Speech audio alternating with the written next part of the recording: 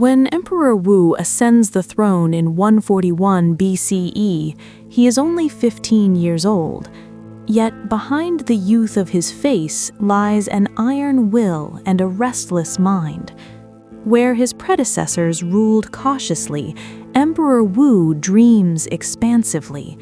He does not see the Han merely as a dynasty meant to endure, but as a cosmic power meant to dominate its age. To him, stability is not enough.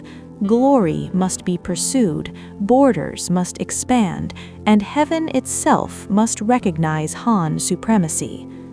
In the early years of his reign, the empire still bears the scars of restraint.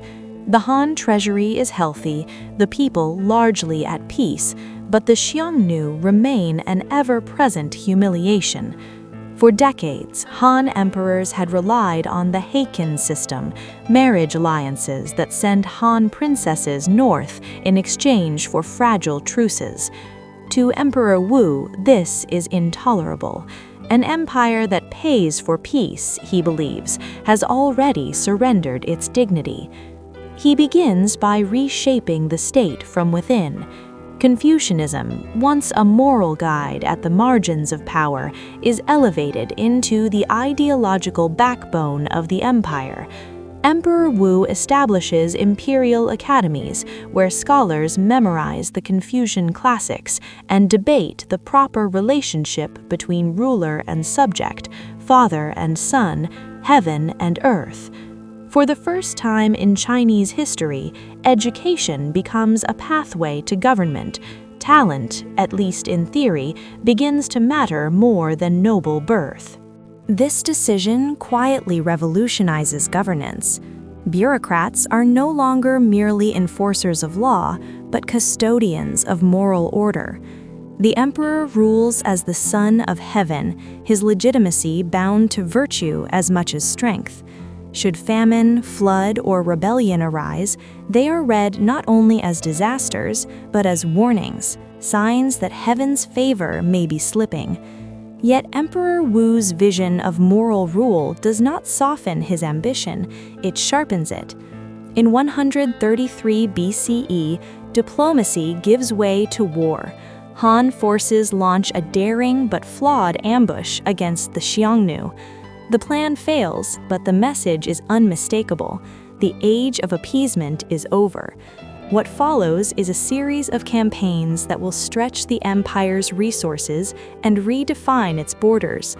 Generals like Wei Qing and Huo Qubing ride north with disciplined infantry and elite cavalry, striking deep into the steppe. Fortresses rise along the frontier, supply lines snake across desolate terrain. The wars are brutal and costly. Thousands perish, taxes rise, forced labor increases. But slowly, relentlessly, the balance of power shifts. The Xiongnu are pushed back, fractured, weakened. For the first time, the Han Empire breathes without fear of sudden annihilation from the north. Victory fuels expansion in every direction. To the south, Han armies push into modern-day Vietnam, absorbing the kingdom of Non-Yue. To the east, they consolidate control over Korea. To the west, something even more extraordinary unfolds, an opening not just of territory, but of the world itself. In search of allies against the Xiongnu, Emperor Wu dispatches an envoy named Zhang Qian into the unknown lands beyond the deserts. Captured, imprisoned, and escaping only after years of captivity, Zhang Qian returns with stories that astonish the court. Beyond the western mountains lie powerful kingdoms, rich markets, tall horses bred for war, and goods unseen in China. The world, it turns out, is far larger than anyone had imagined. From this revelation emerges the Silk Road, not a single road, but a vast web of exchange stretching from the Han capital to Central Asia and beyond. Silk flows west. Horses, glassware, precious stones, and ideas flow east. Buddhism, still distant, begins its slow journey toward China. The Han Empire becomes not just a regional power, but a hub of global interaction. Chang'an, the imperial capital, reflects this transformation. Its streets pulse with life, merchants shouting prices, officials debating policy, scholars copying texts by lamplight. Foreign envoys arrive in strange dress, speaking unfamiliar tongues. The city is carefully planned, its palaces aligned with cosmic principles, its walls symbols of order imposed on chaos. From here, the emperor governs a realm unlike any before it. But greatness comes at a cost. Emperor Wu's campaigns drain the treasury. State monopolies on salt and iron are imposed to fund wars, burdening merchants and peasants alike. The very moral order he champions begins to strain under the weight of ambition. Rebellions flicker, corruption grows, and as the emperor ages, his paranoia deepens. Witchcraft trials sweep the court, trusted officials fall, even the crown prince is destroyed by suspicion.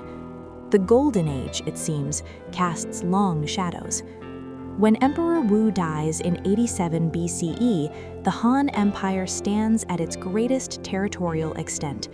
It is stronger, richer, and more influential than ever before, but also exhausted. The question that now looms is one history knows well. Can a civilization forged by conquest sustain itself through peace? The answer will unfold not in battlefields, but in courts, villages, and the quiet lives of millions who now call themselves Han. If you want to see what happened next, make sure you subscribe and turn on notifications. History is waiting.